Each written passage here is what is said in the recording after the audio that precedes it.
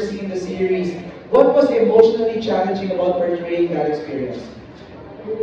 Kasi yung nangyari sa'yo, yung nag-leak yung naked photos, it's something that happens today. Diba? So, how emotionally challenging was that? Very. It was very emotionally challenging for all of us. We have to dive so deeply into our emotions. I had to tap traumas I thought I had locked away before. I had to open up so many parts of myself, of my heart, na could be very, very draining since we do it so often. Kaya yan si Derek, he dives with us. Yan yung maganda. Sabay pag time na to prepare for our actors queue, samahan kami. He takes us through the process or the journey of our characters, ito yung daan ng girls, ganyan. So, lagi namin ginagawa, sama-sama namin ginagawa yun. And when the scene is done, sama-sama din kami parang nakapag-park. Kasi hindi naman siya yung agad-agad kang makakabitaw, especially if it's so real to you. And syempre, that's what we try to give, di ba? Real, raw. Kaya nga, kahit ang hirap, kahit ang sakit, talagang we tap into our own traumas talaga.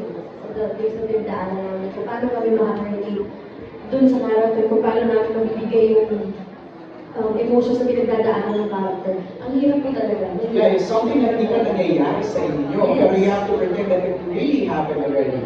So, you want to add to sa emotions na gano'n?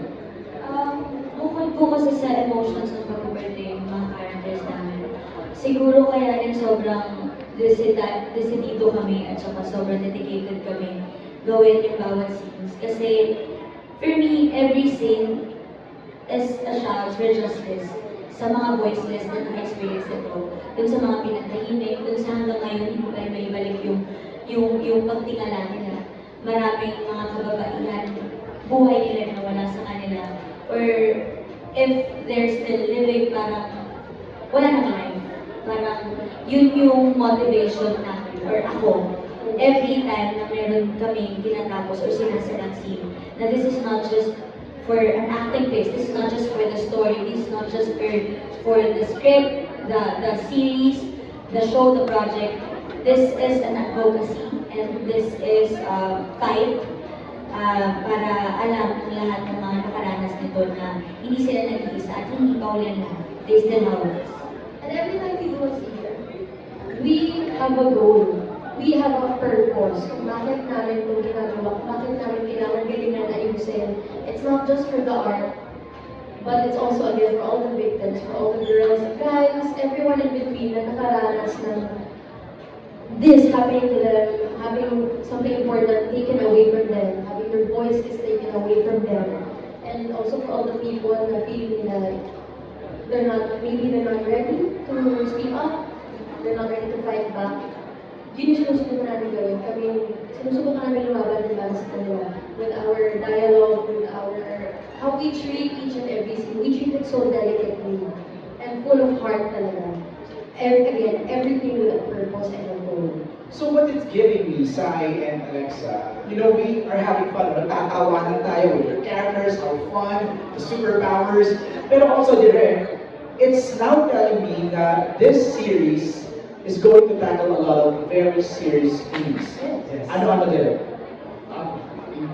We tackle different types of abuse, from mental, physical, emotional, verbal, sexual. Most importantly, sexual abuse. And if you watch the trailer, it would seem like it's comedy. It's a dark comedy. We don't take our topics very lightly. Pero kasi yung treatment namin, we really wanted to push a little bit of humor. And at the same time, we wanted the victims or the survivors to have the last laugh. And when you watch this show, I hope that you get that last laugh together with these women. So, di ba madalas coping mechanism naman talaga na after everything, magtatawanan mo. Hindi mo in-validate or hindi mo tinignan as petty yung mga napagdaanan mo. But it's a sign of victory. It's a sign of survival na kaya ko na siyang tawanan din. So parang yun yung tono namin na kapag pinanood kami, kami yung thought bubble ng mga survivors. Kami yung never nilang nasabi ng mga lines. Kami yung mga actions or body language na never nilang na-express fully. Yung mga what could have been nila, mga what ifs nila, will be here to be the representation of your what could have been. Okay, having said that, before I move on to her next question, kayo yung mga kabataan ngayon, do you think this is effective? Is the message getting across, Rain? Absolutely. I feel like this is a risk we took, and I don't want to ever regret it. We don't regret it. One thing that I really love, it started with such good reassurance. Within stepping onto tapings, shooting days, we have each other. We know, alam namin na kami pinagdadaanan ko or galing lang ka ng iyan. Pero support system ko talaga kami. And this is not only women, it's also men supporting women. It's about showing that there is harmony with that even with all the gaps we have in society, we can close that with Misbehave. We can show them that we can also be entertained as well while watching. Andy, ikaw, sa tingin mo effective, talagang nakakarating sa mga kabataan yung mensahe na isiparating? Yes, I think so because I feel like Misbehave talks about the ugly truth about trauma. Hindi mo nila sa pag-uusapan. Yeah, you know, kasi, well, gets naman why some people, some victims are not really confident about talking about these traumas. It's because society doesn't accept it the way we expect it to be accepted. These victims were pushed away, they were shamed. So how can they have that safety or like that peace to confidently share this piece of them to other people? And with Misbehave, I hope that's what we really try to do. I hope that this show would actually encourage people to accept it more, to be a little bit more patient and understanding when it comes to the traumas that we all experience. It takes that one little big step, actually. Ganun siya, no? Okay, next question to Chetty Grace. To any of the cast, how important is trust and friendship tackled in the series? Gaano kahalaga yung, sige Rain, gaano kahalaga yung pagkakaibigan na pinag-usapan dito? Sisterhood, you mentioned. Yeah, sisterhood. I feel like we aren't doing this just for a character and to act it out. It's real. It's the bond that we created off cam. That's what we really created towards each other. And I feel like that's what we should always have within everyone, whether it's professional or personal. We should have that trust towards each other. I feel like there's always still hope. This is grounded on hope. The story was written on hope that we can, prove everyone that there's a safe space pa rin talaga in the world. Tsaka, speaking of trust and friendship, most of the time, kaya rin naman may mga victims na ganito kasi trust and friendship yung unang hindi nila mahanap sa kanilang mga bahay. Kaya madalas yung mga ganitong publicly na nadedemonize or parang na napapahiya or talagang yung dignity nila nawawala. Madalas nagsisimula talaga sa bahay. Madalas kasi nagsisik yung isang tao ng validation, ng trust na never naibigay sa sariling bahay, ng friendship na never nahanap sa sariling pamilya. Kaya hinahanap nila sa mga tao, hindi naman sila tinatrato ng tao. So ganon kalala at ganon din katotoo namin itatackle dito sa story, dito sa series, na it's not going to be just about the moves, it's not going to be just the drama. May depth, may pinagagalingan at makikita natin bakit, saan nanggaling, paano. Sai, Alexa, JC, I have a question for the three of you. In this industry, can you still find real friendship and can you still trust people? I thought that would be impossible, but I'm happy to share yes, you can. Yeah, You still have real friends? I do. You still trust people in the industry? I do. And I guess that's also the price you pay for loving someone. There's always going to be that risk. And being able to love at the end of the day is still a risk worth taking. Good answer. Sai, can you still find real friends and trust people in this industry? For me kasi real friends doesn't have to be found. Para sa akin, ako na lang yung magiging real friends sa ibang tao. it doesn't matter kung ma-reciprocate or hindi. As long as I kept being real as their friend, okay na yun. Kung maabuso man o hindi ko kailangan baguhin or isara yung puso ko dahil lang may hindi naging totoong kaibigan sa akin. So, hindi ako maghahanap. Ako na lang yung kaibigan na lagi nilang mahanap na totoo sa akin. Unconditional. JC. Kasi dami ko ng trauma sa friends. Ang hirap makahanap ng pagkakatiwalaan mo. And ang pinagkakatiwalaan ko na lang yung mga friends ko sa province. Kaya minsan, pag after ng work, mag-uwi ako ng province, yun na lang yung ginagawa ko. Pero meron din naman. Pero hindi sobrang pagkakatiwala ba. Like yung masasabi mo lahat, mahirap kasi It's hard to reveal. Yes. It's hard to reveal, especially if you're Ilang beses na nangyari sa akin, mga 3 beses na akong pinagtaksilan. 3 beses na akong sinaktan.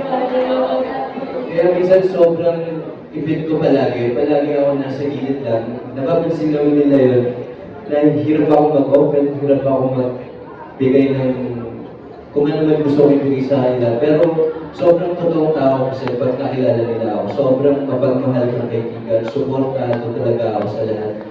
Yun nga lang, nakaramdam ako ng pain na yun na hindi ko na mabalik, nahihirapan ako siyang ibalik. Ay, Charo. Thank you. Rants. You wanna I answer? just say that this group is my safe space talaga. I feel like coming into this project, alam naman namin kung ano yung tinatakan nito. And meron kami one goal, diba, is to give the message kung ano yung topic na to. Pero ayun, ang saya lang na meron akong mga kasama dito na very passionate and nag-dive with you. So I feel like grabe yung trust and yung friendship na nabuo namin dito sa show na to.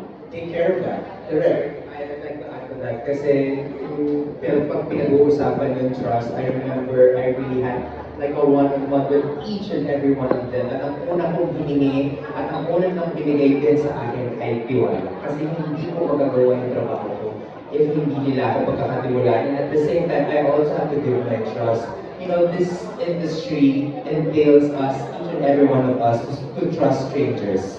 Kasi coming in, we don't know each other. So, pero every day we have to trust each other kahit hindi kami magkakilala. Kaya siguro, mas masakit dahil binibigay mo siyang pusa binibigay mo siyang pusa sa trabaho dahil hindi mo kilala. Mas masakit binigay ko yung tiwala mo. Kaya lang paka-importante sa akin, binigay nila lahat yung tiwala nila sa akin. At ganoon din ako sa kanila. I think we really connected na talagang isa kaming one group, one family na parang okay, kaya natin ito. Makakatawid natin ito. Especially that kissing scene, Alexa. I was surprised you gave it to this project. Di ba? Actually, ito nga po eh. I know, I have a feeling someone's gonna ask me why I said yes to this project. But aside from it being having such a strong story, having such a strong message of empowerment that I feel like we really need to get across sa kabataan din ngayon, immediately I said yes because of Derek.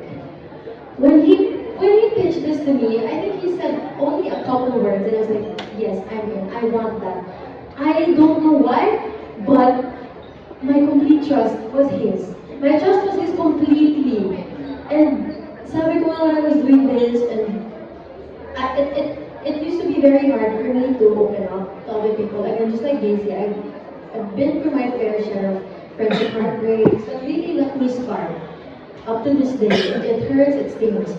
But then, I don't know, when I turned 25, maybe my frontal lobe did develop, like they said they would. Like they said, yes, that's my excuse for everything. I'm a developing frontal lobe. But there was something in me that just made this decision to risk it, to risk everything. If you love someone and you get hurt, that's okay. That's the price you pay for loving someone, and it's never a waste. So sabi ko sa sarili ko, okay, when I step into this project, I need to be open. I need to make these people feel like they can be at home with me. And I can be at home with them. If I want to make this project work, I need to open myself up to these people. And pati kay Direk, kaya sabi, may kissing scene, okay, go, kissing scene, love scene, go, sige po, sige. Meron? Yes, meron. Hindi, meron. Abangan niyo po. Yes. Oh, Yes, so may surprise ba yun? Pero, we have it all for you. Sabi nga sa mo. So, ayun, sobrang, I just felt so at home with these people, and especially kay Derek din talaga. Aside from it being such a good project that would be good for me and my resume, but grabe yung heart na binibigay ng bawat tao. It's so inspiring. You have to see us on set and do it. It's Tapos na kayo Who's bumpy? No, not yet. Not yet? Okay, Von, schedule. Oh, bisita tayo sa We, set. we create magic. Okay. Yeah. So wait, is the series napanood namin mamaya 1 episode? Ilang episode to sa I-1? 10 episodes. 10 episodes. Dropping every Wednesday. 8 p.m. Wednesday. Starting June 3. June 3. Okay. Glenn, si Bonga, question. Justin, we have a microphone for Glenn. Paabot natin, please.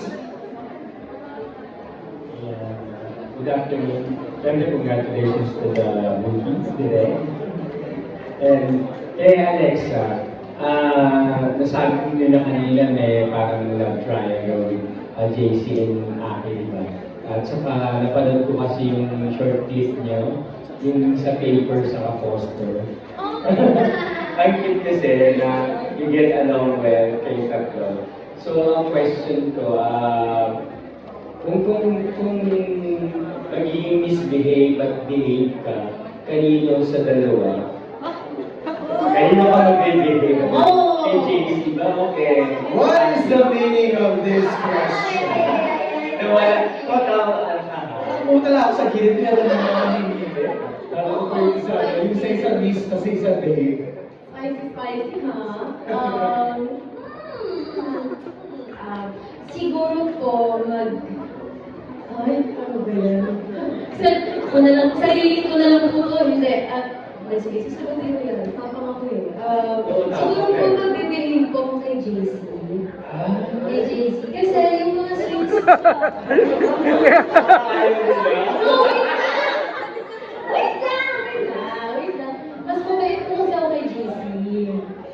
Aminin, mas mabait ako kay JC. Mas mabait ako kay JC. At saka yung scenes din po kasi namin ni JC, mas, exactly, mas, medyo seryoso din po kasi yung mga scenes namin. So, nakamakin ako talaga pagkasama ko si JC. Work mode talaga. Pag kay akin naman, lagi lang ako naglolokohan. So, yun lang naman yung term ko for misbehaving. Yun lang naman po ang aking pag-misbehave. Mahilig po akong asarin siya. Ano yung bangs mo? Naiwan. Ayun, yun, asaran ng love language namin. Mild misbehave lang. Kaya sa kanya ako mag-misbehave. Let's make it more fun, Glenn. Sai, kanino sa boys ka pong misbehave? Malayo ko ba tayo? Tayo kaya? Yeah! Ikaw, kanino ka pong misbehave? Siyempre yung bigyan. Ate, ikaw. Ay! Hindi. Wala dito. Joke lang! Yun. Siguro. Jokes are happening, Andy. Hindi ko na nga. Napilitan. May sinasabi siya. LA, may sinasabi ka. Sorry ako, wholesome yung character ko dito. Kanino ka mag-misbehave? Siguro po mag-misbehave ako sa mami ko na Pero ano po? Ano po? Well, to be honest, sa sarili ko na lang, doon ako mag-misbehave. Kasi, ayaw ko naman spoil, pero doon yung mas makikita na yung character ko mas sa sarili. Kaya sabihin si Direk, ano yung ganun? Sabi ko, tumigil ka na daw. Okay na daw. Okay. Drax! Dito po ba? Yeah, ay, magkakaroon ka sa iba. Andito po ba? Siyempre may Zach na lang. Kasi misbehaving talaga kaming dalawa eh. Very toxic talaga kaming dalawa. So yeah, may misbehave kami parehas sa isa't isa. Very unfiltered. Drax, may pinuha ka sa akin sa sarili. Sabi ko ata naglalamang ka. Saan mga Zax?